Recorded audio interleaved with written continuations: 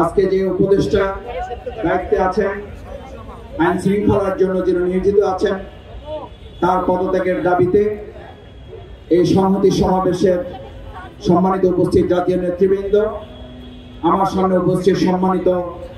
ভাই এবং বন্ধুগণ, সাংবাদিক বৃন্দ, আমি আপনাদের সামনে সংক্ষেপে দুটো কথা বলে আমার বক্তব্যটা ইতি টানতে চাই। আমাদের পক্ষ থেকে মূলত কেন্দ্রীয় নির্বাহী পরিষদের অন্যতম সদস্য, বাংলাদেশ জামাত ইসলামীর সংগ্রামী কেন্দ্রীয় সহকারী সেক্রেটারি জেনারেল, বাংলাদেশ ইসলামী ছাত্র শিবিরের সাবেক কেন্দ্রীয় সভাপতি জননেতা জনাব অ্যাডভোকেট এহসানুল মাহবুব জুবাই কথা বলবেন। আমি শুধু আজ এখানে যারা উপস্থিত হয়েছেন,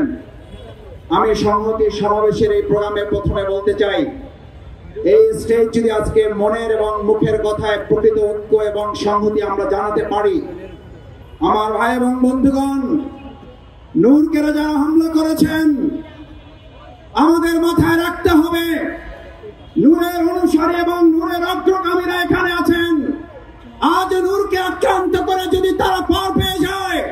শফিকুল ইসলাম মাসুদ সহ আজকের এখানে সংহতির নেতৃবৃন্দ মাথায় যেন রাখে,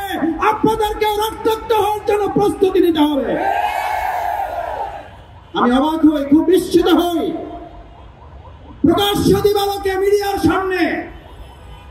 পিটিএ টার্গেট করে একজন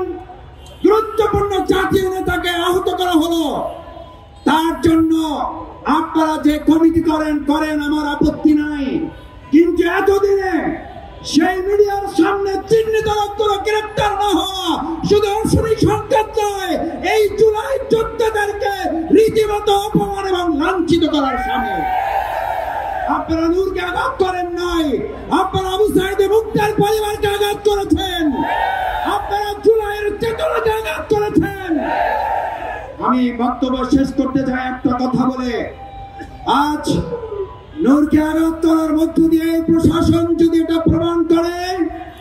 তারা একটা প্রোগ্রামের নিরাপত্তা দিতে পারে না, আমি আমার সামনে উপস্থিত ভাই বন্ধুদের জিজ্ঞেস করতে চাই, তারা আগামী দিনে অবাধ সুষ্ঠু নিরপেক্ষ নির্বাচনের জন্য